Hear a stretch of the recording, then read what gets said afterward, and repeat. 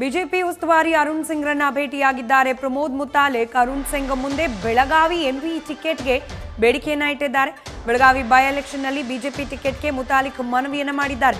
ನಿನ್ನೆ ಸಂಜೆ ಅರುಣ್ ಸಿಂಗ್ರನ್ನ ಭೇಟಿಯಾಗಿ ಮನವಿಯನ್ನ ಮಾಡಿದ್ದಾರೆ ಮುತಾಲಿಕ್ ಅನ್ನೋ ಮಾಹಿತಿ ಲಭ್ಯವಾಗ್ತಾ ಇದೆ. ಡೀಟೇಲ್ಸ್ ನಮ್ಮ ಪ್ರತಿನಿಧಿ ಜಗದೀಶ್ ನೀಡ್ತಾ ಹೋಗ್ತಾರೆ. ಜಗದೀಶ್, ಬೆಳಗಾವಿಯಿಂದ ಚುನಾವಣಾ ಅಖಾಡಕ್ಕಿಳಿಯುವ ಇಂಗಿತವನ್ನ ಪ್ರಮೋದ್ ಮುತಾಲಿಕ್ ಅರುಣ್ ಸಿಂಗ್ ಅವರ ಮುಂದಿಟ್ಟಿದ್ದಾರೆ ಅನ್ನೋದು ಯಾವ ರೀತಿಯಾದ ಸ್ಪಂದನೆ ಸಿಕ್ಕಿದೆ? ಡೀಟೇಲ್ಸ್ ಸಿಕ್ಕಿದೆಯಾ?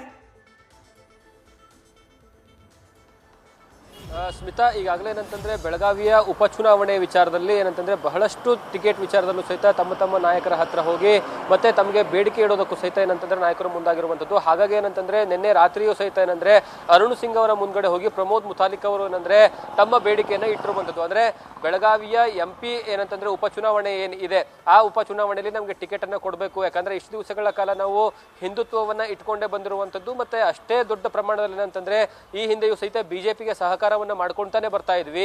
ಹಾಗಾಗಿ ಈ ಬಾರಿ ಆದ್ರೂ ನಮ್ಗೆ ಏನಂತಂದ್ರೆ ಪರಿಗಣಿಸಬೇಕು. ಈ ಬಾರಿ ಉಪಚುನಾವಣೆ ಸಂದರ್ಭದಲ್ಲಿ ನಮ್ಮ ಹೆಸರನ್ನ ಪರಿಗಣಿಸಿ ನಮ್ಗೆ ಟಿಕೆಟ್ ಕೊಟ್ಟಿದ್ದೆ ಆದ್ರೆ ಬಹಳಷ್ಟು ಸಹಕಾರಿಯಾಗಲಿದೆ. ಮತ್ತೆ ಗೆಲುವನ್ನ ಏನನ್ನ ತೆಗೆದುಕೊಂಡು ಬರುವಂತಹ ಭರವಸೆಯನ್ನ ನಾವು ನಿಮಗೆ ಮುಂಚಿತವಾಗಿ ನೀಡ್ತೀವಿ ಅನ್ನೋ ಬಗ್ಗೆ ಸಹಿತ ಪ್ರಮೋದ್ ಮುತಾಲಿಕ್ ಅವರು ಹೇಳಿದ್ರು. ಆದ್ರೆ ಅರುಣ್ ಸಿಂಗ್ ಅವರು ಯಾವುದೇ ಕಾರಣಕ್ಕೂ ಸಹಿತ ಇವಾಗಲೇ ಭರವಸೆಯನ್ನ ಕೊಟ್ಟಿಲ್ಲ. ಕಾರಣ ಏನು ಅಂತ ಹೇಳ್ತಾ ಇದ್ರೆ, ಓಕೆ, ನಿಮ್ಮ ಮನವಿನ ನಾನು ಸ್ವೀಕರಿಸ್ತಾ ಇದ್ದೀನಿ, ನಿಮ್ಮ ಯಾವೆಲ್ಲ ರೀತಿಯಾಗಿ ಹೇಳಿಕೆಗಳನ್ನ ತಗೊಳ್ತಾ ಇದ್ದೀನಿ ಅವೆಲ್ಲವೂ ಸಹಿತ ಏನಂತಂದ್ರೆ ಪರಿಗಣಿಸಿ ಮುಂದಿನ ದಿನಗಳಲ್ಲಿ ಪಕ್ಷದ ಒಳಗಡೆ ಮತ್ತೆ ಏನಂತಂದ್ರೆ ಹೈಕಮಾಂಡ್ ನಾಯಕರ ಮುಂದ್ಗಡೆಯೂ ಸಹಿತ ಈ ಬಗ್ಗೆ ಏನಂತಂದ್ರೆ ನಿಮ್ಮ ಹೆಸರನ್ನ ಪ್ರಸ್ತಾಪ ಮಾಡುವಂತಹ ಕೆಲಸಕ್ಕೂ ಸಹಿತ ನಾನು ಮುಂದಾಗ್ತೀನಿ. ಆದ್ರೆ ಯಾವುದೇ ಕಾರಣಕ್ಕೂ ಸಹಿತ ಟಿಕೆಟ್ ಫೈನಲ್ ಆಗುತ್ತೆ ಅಥವಾ ಟಿಕೆಟ್ ನಿಮ್ಗೆ ನೀಡಲಾಗುತ್ತೆ ಅಂತ ಹೇಳಲಾಗೋದಿಲ್ಲ. ಯಾಕಂದ್ರೆ ಇದು ರಾಷ್ಟ್ರೀಯ ಪಕ್ಷ ಆಗಿರೋದ್ರಿಂದ ಎಲ್ಲವೂ ಸಹಿತ ಹೈಕಮಾಂಡ್ ನಾಯಕರು ನಿರ್ಧಾರವನ್ನ ಮಾಡ್ತಾರೆ. ಮತ್ತೆ ರಾಜ್ಯದಲ್ಲಿನ ಹಿರಿಯ ನಾಯಕರುಗಳು ಮತ್ತು ರಾಜ್ಯಾಧ್ಯಕ್ಷರು ಸಹಿತ ಈ ಬಗ್ಗೆ ಕೂತ್ಕೊಂಡು ಚರ್ಚೆಯನ್ನ ಮಾಡ್ತಾರೆ. ಆದ್ರೆ ನೀವು ಮಾಡ್ತಾ ಇರುವಂತಹ ಕೆಲಸ ಬಹಳಷ್ಟು ಏನಂತಂದ್ರೆ ಮಹತ್ತರವಾದ್ದು. ಮತ್ತೆ ಅದೇ ರೀತಿಯಾಗಿ ಹಿಂದುತ್ವ, ಅದರಲ್ಲೂ ಪ್ರಮುಖವಾಗಿ ಏನಂತಂದ್ರೆ ಈ ಒಂದು ರಾಮ ಮಂದಿರದ ವಿಚಾರವಾಗಿ ಏನಂತಂದ್ರೆ ತಮ್ಮ ನಿಲುವು ಬಹಳಷ್ಟು ಅಚಲವಾದುವಂಥದ್ದು. ಮತ್ತೆ ಅಷ್ಟೇ ಏನಂತಂದ್ರೆ ಇದರಿಂದ ಬಹಳಷ್ಟು ಪಾಸಿಟಿವ್ ಆಗಿರುವಂತಹ ಒಂದು ವಿಚಾರವೂ ಸಹಿತ ಆಗಿದೆ. ಹಾಗಾಗಿ ಇದನ್ನೆಲ್ಲ ಪರಿಗಣಿಸ್ತೀವಿ. ನಾವು ಎಲ್ಲವೂ ಸಹಿತ ಪಕ್ಷ ಗಮನಿಸ್ತಾ ಇದೆ ಯಾರಿಗೆ ಟಿಕೆಟ್ ನೀಡಬೇಕು ಯಾರಿಗೆ ನೀಡಬಾರ್ದು ಅಂತ.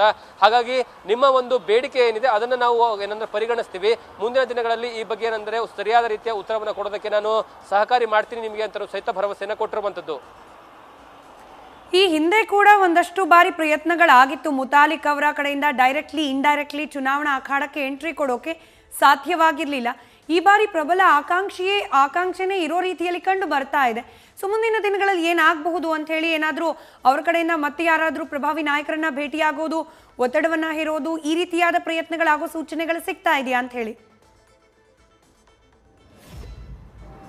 ಖಂಡಿತವಾಗ್ಲೂ ಸ್ಮಿತಾ, ಯಾಕಂದ್ರೆ ಪ್ರಮೋದ್ ಮುತಾಲಿಕ್ ಅವರು ರಾಜಕೀಯಕ್ಕೆ ಎಂಟ್ರಿ ಕೊಡಬೇಕು ಅಂತ ಈ ಹಿಂದೆ ಹಲವು ಬಾರಿ ಏನಂತಂದ್ರೆ ಪ್ರಯತ್ನವನ್ನ ಪಟ್ಟಿರುವಂತದ್ದು. ನೇರವಾಗಿ ಬಿಜೆಪಿಯ ನಾಯಕರ ಹತ್ರ ಹೋಗಿ ಟಿಕೆಟ್ ನೀಡಬೇಕು ಅನ್ನೋ ಬಗ್ಗೆನೂ ಸಹಿತ ಈ ಹಿಂದೆ ಸಹಿತ ಬಹಳಷ್ಟು ಬಾರಿ ಕೇಳಿದ್ರು. ಮತ್ತೆ ಬಹಿರಂಗವಾಗಿ ಮಾಧ್ಯಮದ ಮೂಲಕವಾಗೂ ಸಹಿತ ತಮ್ಮ ಅನಿಸಿಕೆ ಅಭಿಪ್ರಾಯಗಳನ್ನ ವ್ಯಕ್ತಪಡಿಸಿದ್ರು. ಆದ್ರೆ ಅದು ಯಾವುದಕ್ಕೂ ಸಹಿತ ಈ ಹಿಂದಿನ ಚುನಾವಣೆಗಳಲ್ಲಿ ಏನಂತಂದ್ರೆ ಬಿಜೆಪಿಯ ನಾಯಕರು, ಹೈಕಮಾಂಡ್ ನಾಯಕರು ಯಾವುದೇ ಕಾರಣಕ್ಕೂ ಸೊಪ್ಪನ್ನ ಹಾಕಿಲ್ಲ. ಆದ್ರೆ ಈ ಬಾರಿ ಬಂದಿರತಕ್ಕಂತಹ ಬೆಳಗಾವಿಯ ಉಪಚುನಾವಣೆ ಏನಿದೆ ಆ ಸಂದರ್ಭದಲ್ಲಿ ಏನಂತಾದ್ರೂ ನಮ್ಮನ್ನ ಪರಿಗಣಿಸಬೇಕು ಅಂತ ಮತ್ತೆ ಏನಂದ್ರೆ ಅರುಣ್ ಸಿಂಗ್ ಅವರ ಹತ್ರ ಬಂದು, ಯಾಕಂದ್ರೆ ರಾಜ್ಯದ ಬಿಜೆಪಿಯ ಉಸ್ತುವಾರಿಯಾಗಿರ್ತಕ್ಕಂಥವ್ರು ಅರುಣ್ ಸಿಂಗು ಅವ್ರ ಮೂಲಕ ಹೋದ್ರೆ ಸ್ವಲ್ಪ ಏನಂತಂದ್ರೆ ಹೆಚ್ಚಿನ ಏನಂದ್ರೆ ಶಕ್ತಿ ಇರುತ್ತೆ ಮತ್ತೆ ಹೆಚ್ಚಿನ ತೂಕ ಇರುತ್ತೆ ಅಂತ ಲೆಕ್ಕಾಚಾರದಲ್ಲಿ ಅಂತಂದ್ರೆ ಮೊದಲ ಹಂತದಲ್ಲಿ ಪ್ರಮೋದ್ ಮುತಾಲಿಕ್ ಅವರು ಏನಂದ್ರೆ ಭೇಟಿಯನ್ನ ಮಾಡ್ತಾರೆ. ನಿನ್ನೆ ರಾತ್ರಿ ಸುಮಾರು ಅರ್ಧ ಗಂಟೆಗೂ ಹೆಚ್ಚಿನ ಕಾಲ ಏನಂತಂದ್ರೆ ಕೂತ್ಕೊಂಡು ಚರ್ಚೆಯನ್ನ ಮಾಡ್ತಾರೆ. ಮತ್ತೆ ಸಾಧಕ ಬಾಧಕಗಳ ಬಗ್ಗೆ, ಅಂದ್ರೆ ಈ ಬಾರಿ ಯಾವ ರೀತಿಯಾಗಿ ಬೆಳಗಾವಿಯ ಏನಂತಂದ್ರೆ ಉಪಚುನಾವಣೆ ಸಂದರ್ಭದಲ್ಲಿ ವಾತಾವರಣ ಇರುತ್ತೆ ಮತ್ತೆ ಅದನ್ನ ಯಾವ ರೀತಿಯಾಗಿ ನಾವು ಎನ್ಕ್ಯಾಶ್ ಮಾಡ್ಕೊಳ್ಬಹುದು ಅನ್ನೋ ಬಗ್ಗೆ ಸಹಿತ ಅಂದ್ರೆ ಅವ್ರ ಜೊತೆ ಕೂತ್ಕೊಂಡು ಚರ್ಚೆನ ಮಾಡ್ತಾರೆ. ಅದರ ಜೊತೆಗೆ ಏನಂತಂದ್ರೆ ತಮ್ಮ ಪ್ರಯತ್ನಗಳನ್ನ ಈಗಾಗಲೇ ಏನಂತಾರೆ ಪ್ರಮೋದ್ ಮುತಾಲಿಕ್ ಅವರು ಮಾಡ್ತಾ ಇರುವಂತದ್ದು. ಒಂದು ಕಡೆ ತೆರೆಮರೆಯಲ್ಲಿ ಬಿಜೆಪಿಯ ನಾಯಕರನ್ನ, ರಾಜ್ಯ ನಾಯಕರನ್ನ ಭೇಟಿ ಮಾಡ್ತಾ ಇದ್ದಾರೆ. ಮತ್ತೊಂದು ಕಡೆಗೆ ಏನಂತಂದ್ರೆ ರಾಜ್ಯದ ಬಿಜೆಪಿಯ ಉಸ್ತುವಾರಿಯನ್ನು ಸಹಿತ ಈಗಾಗಲೇ ಭೇಟಿ ಮಾಡಿರುವಂತದ್ದು. ತದನಂತರ ಮುಂದಿನ ದಿನಗಳಲ್ಲಿ ಯಾವಾಗ ಏನಂತಂದ್ರೆ ಚುನಾವಣೆ ಫೈನಲ್ ಆಗುತ್ತೆ ಅಂದ್ರೆ ದಿನಾಂಕವನ್ನ ಏನಂತಂದ್ರೆ ಅಂತಿಮಗೊಳಿಸಲಾಗುತ್ತೋ, ದಿನಾಂಕವನ್ನ ಘೋಷಣೆ ಮಾಡಲಾಗುತ್ತೋ ಆ ಸಂದರ್ಭದವರೆಗೆ ಏನಂತಂದ್ರೆ ಕೆಳ ಹಂತದಲ್ಲಿ ಎಷ್ಟೆಲ್ಲಾ ಪ್ರಯತ್ನಗಳನ್ನ ಮಾಡಬೇಕು ಆ ಪ್ರಯತ್ನಗಳನ್ನ ಮಾಡೋದಕ್ಕೆ ಪ್ರಮೋದ್ ಮುತಾಲಿಕ್ ಅವರು ಪ್ಲಾನ್ ಅನ್ನ ಮಾಡ್ಕೊಂಡಿರುವಂತದ್ದು. ತದನಂತರ ಮುಂದಿನ ದಿನಗಳಲ್ಲಿ ದೆಹಲಿಗೂ ಸಹಿತ ಹೋಗ್ತಾರೆ ಅಂತ ಹೇಳಲಾಗ್ತಿದೆ. ಯಾಕಂದ್ರೆ ದೆಹಲಿಯ ನಾಯಕರ ಹತ್ರ ಕೂತ್ಕೊಂಡು ಸಹಿತ ತಮ್ಮ ಬೇಡಿಕೆಯನ್ನ ಇಡೋದಕ್ಕೂ ಸಹಿತ ಪ್ರಮೋದ್ ಮುತಾಲಿಕ್ ಅವರು ಪ್ಲಾನ್ ಮಾಡಿದ್ದಾರೆ. ಆದ್ರೆ ಈಗಾಗಲೇ ಬಿಜೆಪಿಯಲ್ಲಿ ಬಹಳಷ್ಟು ಜನ ಏನಂತಂದ್ರೆ ಟಿಕೆಟ್ಗಾಗಿ ಏನಂತಂದ್ರೆ ಆಕಾಂಕ್ಷೆಯನ್ನು ಇಟ್ಕೊಂಡಿರುವಂತದ್ದು. ಮತ್ತೆ ಅವರು ಸಹಿತ ತಮ್ಮ ನಾಯಕರ ಮೂಲಕವಾಗಿ ಏನಂತಂದ್ರೆ ತೆರೆಮರೆಯಲ್ಲಿ ಟಿಕೆಟ್ ಅನ್ನ ಪಡ್ಕೊಳ್ಳೋಕ್ಕೂ ಸಹಿತ ಪ್ಲಾನ್ ಅನ್ನ ಮಾಡ್ಕೊಳ್ತಾ ಇದ್ದಾರೆ. ಹಾಗಾಗಿ ಇದು ಎಷ್ಟರ ಮಟ್ಟಿಗೆ ವರ್ಕೌಟ್ ಆಗುತ್ತೋ ಇಲ್ಲೋ ಗೊತ್ತಿಲ್ಲ.